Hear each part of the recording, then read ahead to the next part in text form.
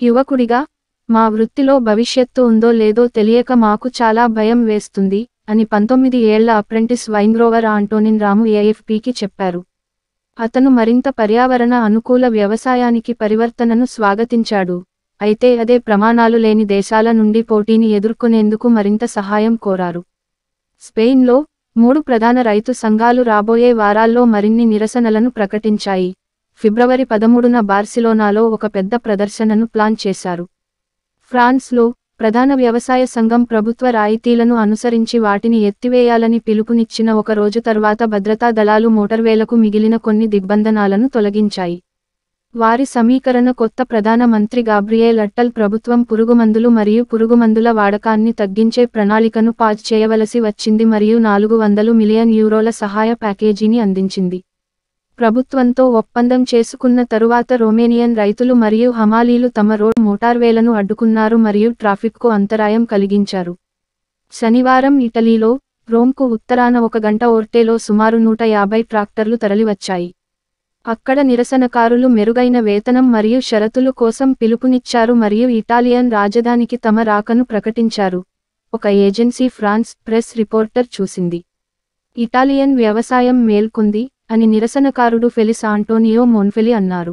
ఇది చారిత్రాత్మకమైనది మరియు ఇక్కడి ప్రజలు దీనిని రుజువు చేస్తున్నారు. వారి చరిత్రలో మొదటిసారిగా రైతులు ఒకే జెండా క్రింద ఇటలీ జెండా కింద ఐక్యమయ్యారు.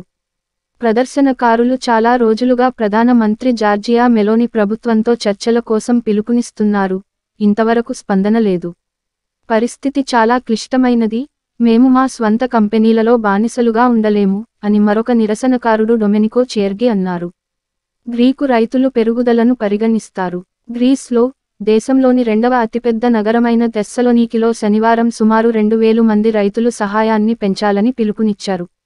ప్రధాన మంత్రి కిరియాకోస్ మిత్సోటాకిస్ తదుపరి సహాయక చర్యలను ప్రకటించిన ఒక రోజు తర్వాత వారి చర్య వచ్చింది. తెస్సాలీ పర్వత గ్రామాలకు చెందిన కొందరు రైతులు ఆ ప్రాంతాన్ని తాకిన ప్రకృతి వైపరీత్యాల కారణంగా చెడిపోయిన చెస్ట్నట్లు మరియు ఆపిల్లను విసిరారు. మాకు ఆహారం లేదు, మేము మా జీవితాలను డిస్కౌంట్లో ఉంచలేము అని కర్డిప్సా యొక్క గ్రామీణ సంఘాల అధ్యక్షుడు కోస్టాస్ టజలాస్ ఏఎఫ్పీకి చెప్పారు. మేము మా భూమిలో ఉండాలనుకుంటున్నాము మరియు వలసదారులుగా మారకూడదు. మిత్సోటాకిస్ ఇప్పటికే చమురుపై ప్రత్యేక వినియోగ పన్ను వాపసు మరియు గ్రామీణ విద్యుత్తుపై తగ్గింపును మే నుండి సెప్టెంబర్ వరకు పొడిగించింది. మిత్సోటాకిస్ 1 బిలియన్ యూరోలు $1.1 కోట్ల కంటే ఎక్కువ ఖర్చు చేసినట్లు అంచనా వేసిన చర్యల ప్యాకేజీలో ఇది ఒకటి. కానీ టజలాస్ ఈ చర్యలను వేరుశెనగలు గా తోసిపుచ్చాడు. వ్యవసాయ సంఘాల యూనియన్ అధ్యక్షుడు రిజోస్ మరుదాస్ విలేకరులతో మాట్లాడుతూ, దిగ్బంధనాలను పెంచడాన్ని నిర్ణయించడానికి వచ్చే వారం ఒక సమావేశం షెడ్యూల్ చేయబడింది. German, Belgium, Netherlands. జర్మనీలో డీజిల్ పన్నుల సంస్కరణకు వ్యతిరేకంగా వందలాది మంది రైతులు ట్రాక్టర్లపై దేశంలో అత్యంత రద్దీగా ఉండే ఫ్రాంక్ఫర్ట్ విమానాశ్రయానికి ప్రవేశానికి అంతరాయం కలిగించారని పోలీసులు తెలిపారు. ఒక హెస్సే రైతుల సంఘం వాహనాల సంఖ్యను సుమారు 1000గా అంచనా వేసింది, అయితే మధ్యాహ్నం ప్రారంభంలో నిరసన ముగిసేలోపు 400 ట్రాక్టర్లు పాల్గొన్నాయని పోలీసులు తెలిపారు. డచ్, బెల్జియన్ సరిహద్దులో ఒక ప్రధాన మోటార్వేను మూసివేసిన నిరసన శనివారం సాయంత్రం గాయపడిందని బెల్గా వార్తా సంస్థ నివేదించింది. రైతు అసంతృప్తి EU-యేతర స్విట్జర్లాండ్ను కూడా ప్రభావితం చేసింది. ఐరోపాలో మరెక్కడా ఉద్యమం ప్రారంభమైనప్పటి నుండి దేశం యొక్క మొట్టమొదటి నిరసనగా శనివారం జెనీవాలో సుమారు 30 ట్రాక్టర్లు ఊరేగింపు జరిగాయి.